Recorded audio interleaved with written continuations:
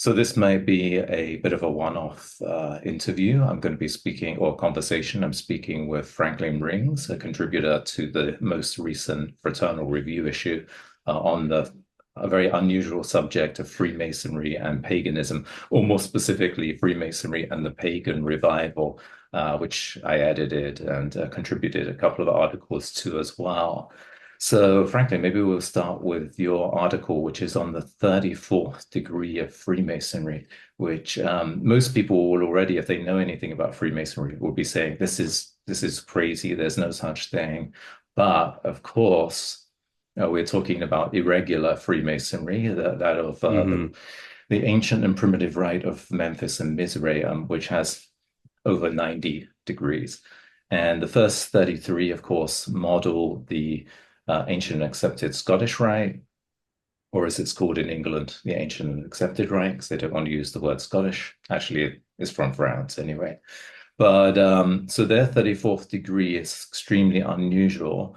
It's the sort of initiatic degree into the more esoteric side or into the mysteries, which are in that right, all sort of Hermetic and ancient Egyptian. But this degree is effectively a symbolic initiation by the god Odin into the Northern European pagan mysteries. So, what was your take on it when you read it, and what is your takeaway from it? Yeah, so Angel, first and foremost, thank you for speaking with me about this and thank you for allowing me to contribute to the Fraternal Review. But as somebody who's really interested in this thematic and somebody who really enjoys this side of the pagan experience, I thought this was really, really interesting, especially to see from a Masonic perspective.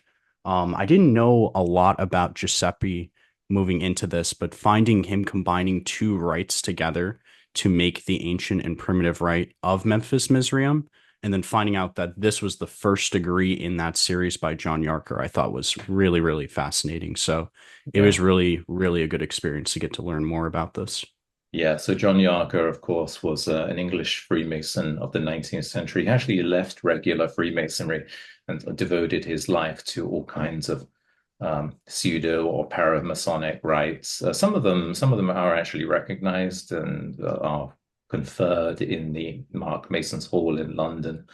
But some others, like Memphis and Mizraim, are not recognized. And I mean, they're small, they're around. There's a few different forms of the Memphis and Mizraim. But in his specifically ancient and primitive rite, yeah, we do find this curious Knight of Scandinavia degree, the 34th degree. So what did you find interesting about it? Or what is it about? Yeah, so I thought the most interesting part of this whole thing was the way we followed Pilgrim, which is the initiative course. So yeah, I we can go over the degree really briefly if you Yeah, let's want. do There's that. three sections. There's elect, mystic, and epithet. And in elect, we get to see a lot of things that really are reminiscent of normal Masonic degrees. So we get to see the introducer knocking three times for the aspirant, who's also Pilgrim at this point. We find out his name is Pilgrim, and we get to see him ask who belongs the fair mansion to, and he gets led to the king, who we end up finding out is Odin. And it's a pretty average Masonic looking degree when you look in for the initiatic part of it, like the very beginning. But I think things start to get more interesting and different, and you get to see the Norse thematic come out once you get into the second portion. Yeah. So I think the second portion is really where this degree shines. Yeah, and so to interject there, a couple of things. So I'm sure most people know what Freemasonry is, or perhaps they have heard of it in some conspiratorial websites on the net with all kinds of conspiracy theories. But giving the actual history, it started in Hmm. well, okay, let's say the official beginning is 1717 when four stonemasons lodges came together and formed a Grand Lodge. And then after that, Freemasonry was really only interested in the sort of initiatic rituals that had Hmm. belonged and been part of the stonemasons lodges of Great Britain. And those rituals were, of course, expanded and developed. but certainly some kind of mystery or some kind of mythology of stonemasonry, let's say the sort of para-Freemasonry or proto-Freemasonry rather, can be traced back through various texts or so-called old charges to around 1390 to 1450, so about 600 years ago. In this issue on the pagan revival, I certainly show that there was an overlap between stonemasons and runes and mysteries, and that it was very Hmm. likely that stonemasons of the say 8th, 9th century in Great Britain had some kind of mysteries that were related to pre-Christian mysteries via the runes. Runes, of course, get overemphasized or get made a bit more mystical than they sometimes were. But nevertheless, I think there's pretty solid proof that there was a connection of runes and stonemasonry mysteries. Not least of all, of course, stonemasons were writing in runes or carving in runes. They adopted runes as their masons' marks later Hmm. on. And a couple of Old English runes, calc and stand meaning stone, seem to be directly related to stonemasonry or mysteries of stonemasonry. Of course, today or since the 18th century, it has been purely an initiatic order teaching a philosophy orientating the initiate towards God or the creator, and through, a recognition of one's own mortality, to, refine oneself in this life as a preparation for death, despite what we might hear on the internet. So, yeah, so there's clear similarities between the 34th degree of the ancient primitive rite and regular Masonic rituals that you find in the quote unquote craft lodge or blue lodge of entered apprentice, fellow craft, and master mason. But perhaps you can just speak a little bit more about the mystic section or look further into the degree. Yeah, absolutely. Yeah, so in the second section, we see Pilgrim ask a lot of questions to what we presume are the three pillar officers of this lodge or of this initiatic experience. And so he asks questions like, oh, lofty ones, who is the first of the gods? Asking, of course, about the gods of this tradition. Where does he come from? What is his power? And what has he done to display his glory? I mean, that's some pretty obviously old language. And so this was really fun and interesting to take apart and kind of try to get the meaning behind. Yeah. But that's a lot of Mystic is this continued question and answer back and forth. And you Yeah. see this in a lot of initiatic and ritualistic experiences. So, Right, right, for sure. And you mentioned old language. So the ritual, I believe, was written around 1890, which is pretty old, especially in mhm, America, where things don't have to be quite as old to be seen as ancient, but around that's right. 1890, so it's almost a century and a half old at this point. And and of course, it draws really word for word on the prose Edda and the poetic Edda, Hmm. so two Icelandic texts, the most important two texts that preserve sort of ancient Germanic or Norse mysteries and religious and spiritual ideas. Yeah, that's right. I think it's pretty good that you can see that occurring as well because these texts are so important. I think in many ways they end up getting blown out of proportion in terms of their importance when it comes to Norse initiatic experiences, especially in the modern day. But of Mm, course, there aren't many texts left remaining from these old Norse pagan experiences and right. periods. So these Yeah. are really the only pieces you would be able to look to find anything that's close to those faiths if you want to go back that far into time. Yeah. Um, Yeah. but yeah, I mean, that's just unfortunately how history wrote it out, you know? Yeah, for sure. Yeah. I mean, they probably get treated in neo-pagan circles sometimes as a bit like a Bible, but you know, I think so as well. yeah, and That's I almost certainly the case. yeah, and I heard, it was a couple of years ago, but a sort of more traditionalist type thinker or sort of spiritual person saying that, well, in the West we don't have proper texts, spiritual texts, unlike the East, where you find the Bible or the Quran, or maybe even the Vedas or something like that.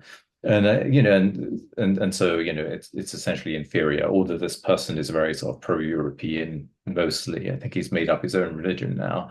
But yeah, that is true. If you go back to ancient Greece, for example, you don't find the ancient Greeks having anything like a Bible, but they Hmm. have philosophy and they have thinking and they have Yes. direct experiences of the divine. So I think Hmm. this sort of traditionalist idea in this specific example is actually not that traditionalist. It's actually, in a way, it's kind of modern. It kind of comes with the Bible or whatever have you. I mean, the Vedas weren't even written down in antiquity anyway. It was an oral tradition. So, yes, I mean, in Europe, we don't really have this sort of ancient Europe, you don't really have anything like a Bible, but you have thinking about things instead, and you have a sort of direct experience of the divine or of the supernatural forces, and of course of nature. So I think that's very different. But yeah, so the 34th degree, what is the importance of this degree, if there is any, or maybe historically or mystically or whatever? What do you think? Yeah, absolutely. So I want to actually touch on a point you just brought up that I think is really important, and that's that these spiritual traditions and these spiritual experiences, just because they don't have a main quote unquote holy text, doesn't mean that the practitioner is not necessarily not interacting with the divine. And I think maybe in this Norse tradition, you can see individuals interacting with the divine one on one, as opposed to in a group setting surrounding one specific holy text. And I think that's really important. I think a lot of people, Yeah, especially in the West, do miss that. As far as the importance of this degree, I think out of all of the degrees that John Yarker has written, this is the only degree that has a Norse thematic behind it. And I have to right. think that's pretty fascinating considering how it's the Yes. first degree in the series. Yes. Most of the degrees from Memphis and Mizraim have some sort of Hermetic, as you mentioned, or Egyptian Yeah. thematic that Yes. pervades it. And so to have an immediate Norse like flavor pushed into the initiate's experience is really, really fascinating. As someone again Yes. who finds this culture really fascinating, it plays to my liking, of course, but not Right. that I don't like the Egyptian thematics either. But I just Yeah. think it's really interesting that this is the only one in the series, and it's first right off the bat. And not to Yeah. mention, it also gives you a pretty solid push again, as you had mentioned, into the prose and poetic edda. So it's Right. really pushing you to seek that further light and to seek further into this mystery and kind of garner what the initiate can and will from it. And you kind of see that in the third section as well, of course. But Yeah. yeah, I think that is the most interesting and most important part to garner from this. Yes. And of course, the initiate of the 34th degree is given a cipher, which, although badly drawn in copies Hmm. that you can find today, and with mistakes in it, it is actually the younger Futhark of the runic alphabet, quote unquote, That's right. found in Scandinavia. So yeah, so that is interesting in itself, considering the time, 1890, not yet at the end of the 19th century, and you don't really see any sort of Hmm. serious um, Germanic pagan revival until the 1960s. I know there are other curious figures such as Johannes Burrus, who was practicing what he would call Rosicrucianism. It was around the time of the release of the first Rosicrucian manifestos, and of course you have Guido von Licht in Austria. But you know, in terms of the quote unquote Germanic pagan revival, that doesn't really occur until the 1960s. And this is very early. And Hmm. I included some other 19th century texts in the issue as well, which some of them include the Night of Scandinavia I wrote about in my second book, Freemasonry Foundation for the Western Esoteric Tradition, which is now out of print and impossible to get hold of. But I included some 19th century texts in the magazine issue on the pagan revival. One of those George F. Ford who claimed that Freemasonry, the rituals of Mm. Freemasonry came from the ancient Norse, which is not correct. And then uh, Daniel Sickles in his General Ahriman Rezon, which is a ritual book written for Freemasons, published in 1868, which is incredibly old, really, claims that Yggdrasil is a symbol of Masonic mysteries. And I don't think there's any real legitimate reason for saying that, but you can kind of tell from that that there is some interest in the world of Freemasonry and the esoteric in Norse and Northern European mysteries that has sort of dropped out of history, and you don't find it mentioned in histories of modern paganism, for example. And then the last text we include is a lecture by Sylvester Gould on the Master's Mallet, which it must be admitted was Mm. taken largely from George F. Fort's thesis. And he gave that as a lecture to the Societas Rosicruciana in Civitatibus Federatis, the Rosicrucian Society in the United States, which is only open to Freemasons even today. And so he gave that as a lecture to the Massachusetts College. And then he later founded the Societas Rosicruciana in America, which is now open to men and women. And you don't have to be a Freemason, anyone can join. And that lecture was published in 1918 by the Societas Rosicruciana, which is itself kind of curious because it's at the end of the World War One when America was fighting Germany, of course. And I think that was probably what killed the interest in Northern European mysteries or Germanic mysteries, the World War One and then, of course, World War Two. Yeah, I definitely agree on that. Especially World War II. Yeah, You can definitely see, especially amongst a lot of the internet, that there was some conspiracy surrounding the Reich and some Northern European traditions. And I think that's really unfortunately tainted the perspective on a lot of these mysteries. And I think it's really important that we don't let one particular culture or group from history paint something even older that we don't completely know the meaning and like traditions behind, ruin it, of for course, sure. Yeah, or for pervade it. sure. Yeah, I mean, we're So, looking at, something that's a couple of thousand years old and may well be a lot older than that, but hmm. finding evidence the further you go back is difficult.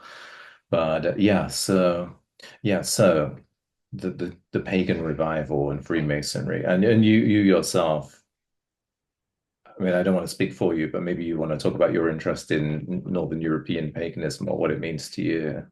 Yeah, sure. So I have a faith in Northern European paganism, that's for sure. I don't subscribe myself to any specific sect, but I've had some experience and some spiritual anomalies, is what I'll say, surrounding the Northern European traditions, working with some of the deity and even some of the deity that are mentioned in this article, actually. So I've been looking into researching and really trying to develop my own personal experience with these deities for about the past 4.5 years now. So I have some experience in other spiritual traditions as well. So I wouldn't say Right. I'm holistically subscribed to this particular one as I go about Yeah. understanding how the world itself works, of course. But I will say there's got to be some sort of truth and some sort of experience that's very, very valuable in these Norse, excuse me, traditions that we're not necessarily seeing through these Right. texts that we still have always. So Right. that's why I Right. bring up that I think it's so important to have an individual one-on-one relationship with deity, no matter what your faith is. And I think the Northern Right. European tradition is absolutely not a push out of that. Definitely. Right. So, I mean, like you, I have an interest in Northern European mysteries as well, and religion and deities as well. And I also have an interest in Sanatana Dharma, or what we call Hmm. Hinduism, in one deity in particular. And I suppose, so in some respects, you could say I'm a Hindu. In some respects, that wouldn't be accurate. But Hmm. because I'm interested in finding a sort of primordial, you know, maybe not religion, but primordial truth that The permeates source. everything. Yeah, source, exactly. The source. And but but let's play devil's advocate a moment. These deities, ceased to be worshipped, 1,000 years ago, maybe less in some places, but you Sure. know, on average, 1,000 years ago, and have only been recently been revived. And are they real, or how can we make contact with these deities? Are they really real if their worship was just wiped out, and they Sure. permitted that, presumably? And isn't this just sort of a bit, you know, kind of LARPing, as the term goes? Mm. Well, that particular term is really an interesting one to throw into the pile of your sentence there. But yeah, I mean it's a very good question, and I think it's the question that almost every esoteric practitioner has to think about at least like once once every time you think about this, I want to say. Yeah, Like, am I doing something that's quote unquote real? And I yeah, think this could become a longer conversation about what it even you could connotate as real, for right? sure. Yeah, And what we make real. And I might end up jiving into philosophy here, but I think what's real is what you make for yourself. And so I personally practice a lot of meditation, and I found that when I've done guided meditation, specifically self-guided meditation, or I've taken some of the teachings that I've learned from some other teachers I can find that there is certainly an individual relationship that you create with, again, like you had mentioned, this primordial source. And I don't know if maybe this primordial source shows itself as other separate things, or if maybe these separate things are actually one thing. And that kind of plays into some of my Taoist background as well. yeah. But I think there's undoubtedly some sort of spiritual presence in the world. And Hmm. whether we're seeing different interpretations of that spiritual presence through Right. different deity, Yeah. or it's simply delusions of grandeur, I can Right. certainly see in my personal experience that there's something. And I Yeah. don't know for a fact whether it's multiple facets, as I had said previously, or if it's one thing manifesting as multiple. I think it's probably the latter rather than the former, if you want my current estimation. But I would say if you're interested in trying to get a deeper connection relationship with deity or any sort of quote unquote source, spending time quietly, whether that's in meditation or out on a walk or something like Yeah. that, it's very easy to begin to see the divine in the world. Yeah. Yeah. And I That's think that's right. beautiful. Yeah, absolutely. Well, that is one of the problems of modernity, right? That we're constant, or I'm not going to say we, that many, many, many people are constantly stimulated, constantly on their phone. Even when they're Hmm. sitting on the train or walking along the street, they're still consuming something. And there's no kind of space to allow things to come back out. Things go in all the time, but you need things to sort of just stay and then come out. And of course, that's, part of the function of dreams, right? Things start to emerge Yes. again. And maybe on that note, and partly in answer to the question that I posed to you, I said, I told Aki Cederberg that I would interview him about his new book, Holy Europe, and I'm just Hmm. reading it at the moment. And one thing that really struck me is that in there he describes two dreams that I myself have had, or have had something very similar or related to it. And he lives in Finland. We're in New York, and yet somehow there is some kind of connection, or some kind of presence, or some kind of reality that's underlying everything. And somehow we're both able, I think, or we're all able to tap into it. But Agreed. yeah, but Agreed. let's dig more into the issue. If you have any questions for me, I'm not sure. Yeah, so I know you have an article in here surrounding runes and stonemasonry. Would you talk Right. about that connection some more? Because I Yes. know I'm personally familiar with the idea of stonemasons utilizing cornerstones and laying about their Mhm. own specific symbols Yeah. And I guess symbols can, of course, be equated to runes in many ways and vice versa. But I want to hear more from Mhm. you surrounding that connection specifically. Yeah, well, let's begin with a parallel because you've just made a point that is worth just talking about a little more, and that are symbols. And I think one thing about the runes and one thing about Freemasonry that is very similar, but very different to say medieval grimoire magic or Enochian or the Golden Dawn or whatever have you, is that both take things that are fundamentally totally ordinary, totally everyday, and see the divine in them. So, in the Mm, runes, the first, let's say in the 24 rune Futhok, the first rune is cattle, right? So cattle is of some hmm symbolic significance. Or or the next rune, aurochs or urus, this sort of ancient, bison figure or ox figure. And so it takes us what's fundamentally ordinary and everyday and then sees the sort of the sacred in it. And that's the same in Freemasonry, of course, that the Freemason is supposed to be a rough ashlar, that is to say, a kind of rock that is chiseled hmm away to become a perfect ashlar, uh, you know, through self-reflection, or the trowel is a symbol of cementing the members together, or you know the point in the circle, which obviously is drawn by a compass, circumscribing the passions so they don't get out of control. But so that's hmm only a parallel, but that's not what I write about. I look specifically around, 8th, 9th century Great Britain, or more specifically England.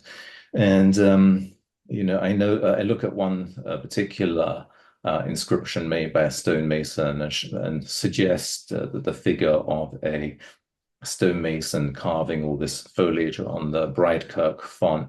That's a few centuries later, about 1250. But suggests there that it could be construed as the stonemason carving the font, or it could be construed as a sort of deity, the god, the creator, the craftsman, as Plato called the creator, the craftsman mm, carving existence itself, notably that it's carving these grapevines, which are then being eaten by a man and attacked by a dog, which seems to be, a metaphor of good and evil. God is creating the world. Of course, the grapevine relates to Jesus and wine and hmm so on. So I think the metaphor is pretty clear. But prior to that, I look at the use of runes by stonemasons in inscriptions and stonemasons marks, and then yes, the appearance of these two peculiar runes in Anglo-Saxon England. So in Scandinavia, the runes in numbers and alphabet were reduced from 24 to 16, and then in England they expanded, so you get up to about 33.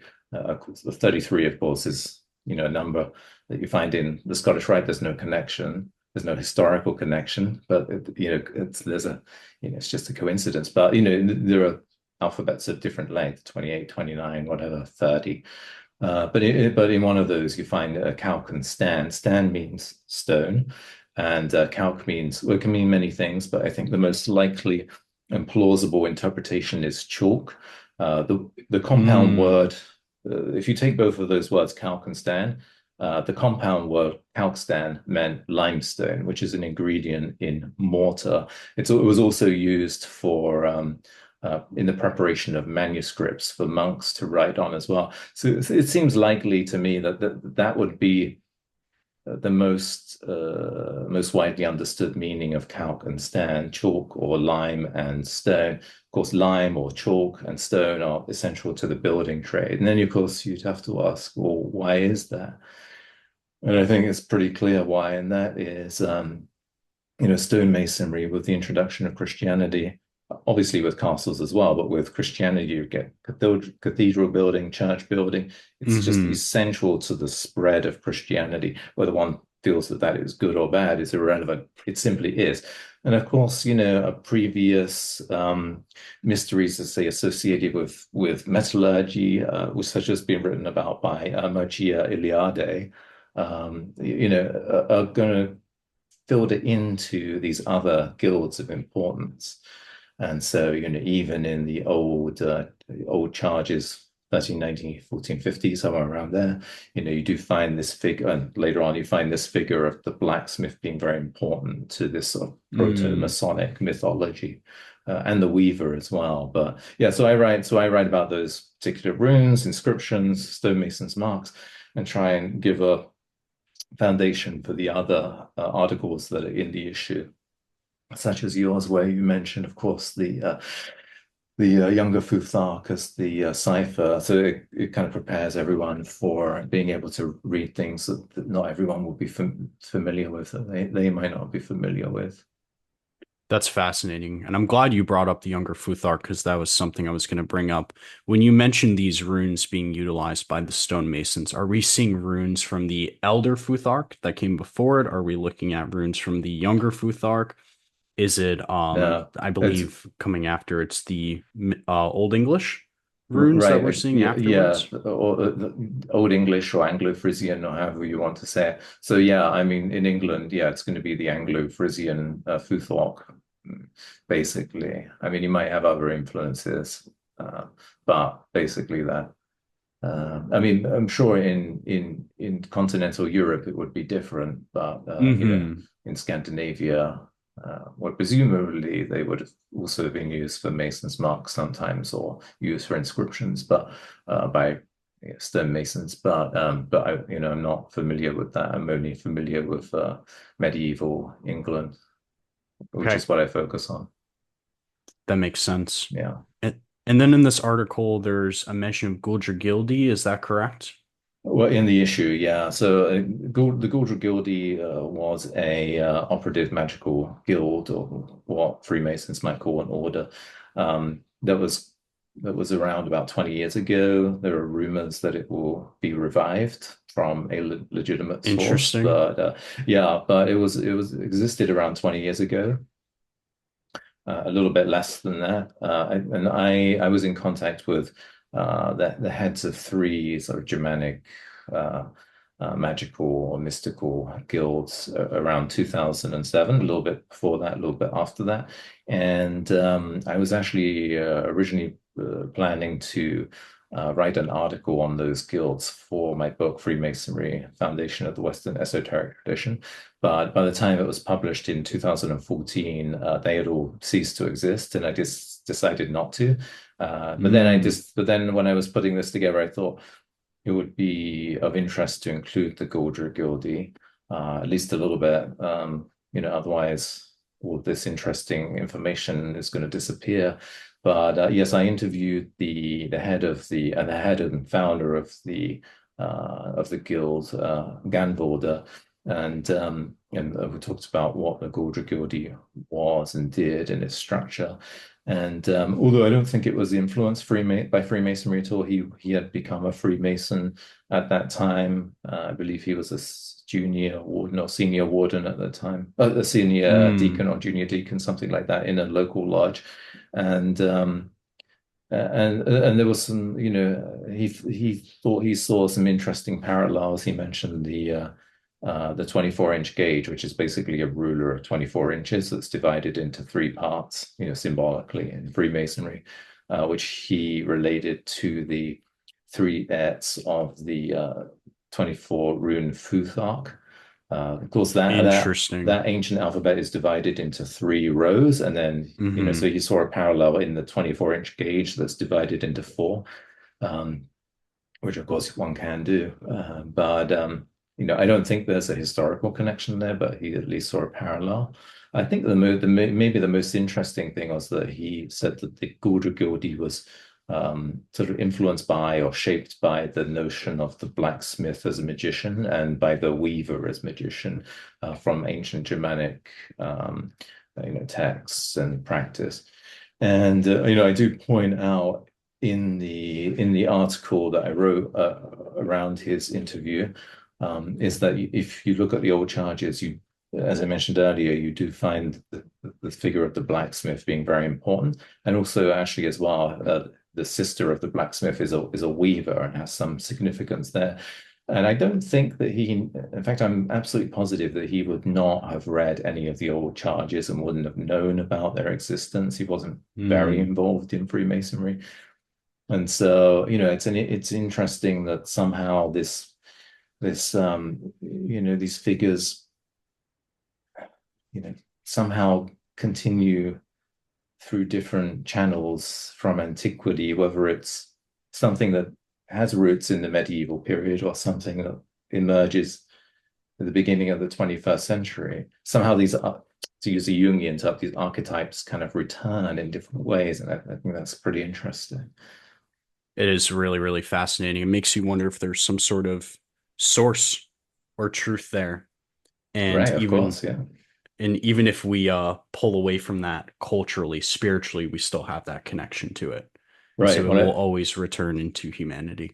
Yeah, well, this might be a good note to sign off on, but I think that kind of answers the question we were thinking about earlier about, well, why would you even sort of look at these ancient gods if their worship was obliterated 1,000 years ago? I mean, why would you think that they are real? And I think the reason might be that these things just return.